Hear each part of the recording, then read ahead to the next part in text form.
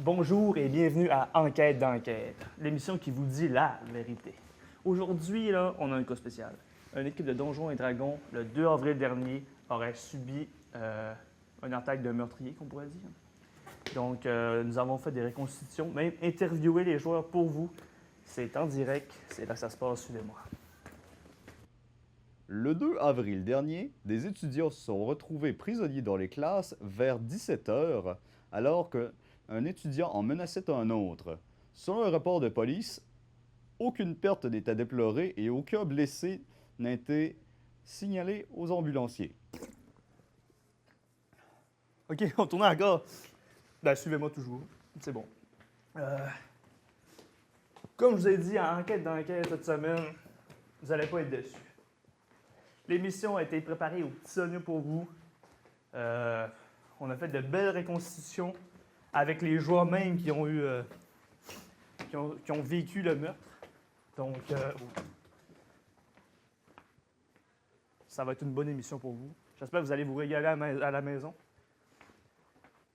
Je vous inviterai à rentrer dans la scène du crime. C'est ce que tout s'est passé il y a de cela 3 semaines. Moi, je savais qu'il allait pas bien. Je voyais qu'il était dans ses derniers jours.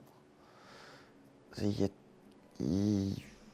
y avait genre ce silence. Il y a des silences plus lourds que des cris.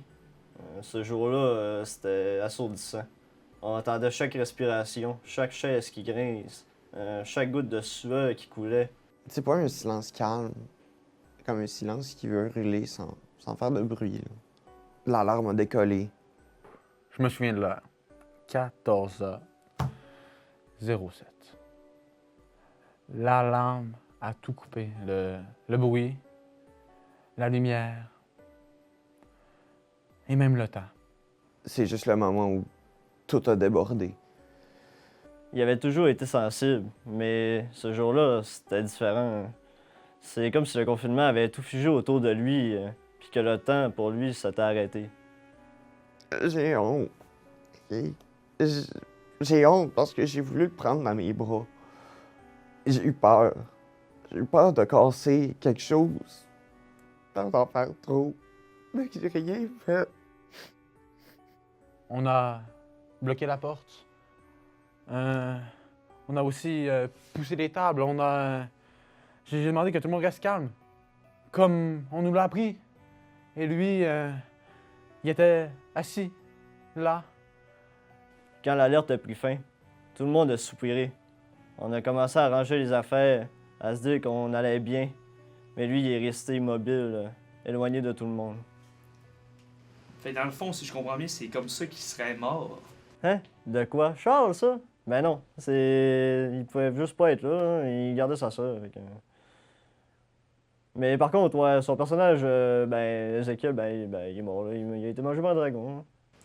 Fait que t'es en train de me dire qu'il y a personne qui est vraiment mort ce soir-là. Bah, techniquement, il a son personnage, mais tu sais, ben non, Charles, il va bien. T'es en train de me dire que j'ai enquêté pour rien. Je suis le même, je me force, je fais une enquête, je réunis tous les témoins possibles, et calé, il y a personne, il y a rien, il y a même pas... Mon enquête, elle sait même pas de bout, il y a rien qui va s'y boire. C'est quelqu'un qui a une clé.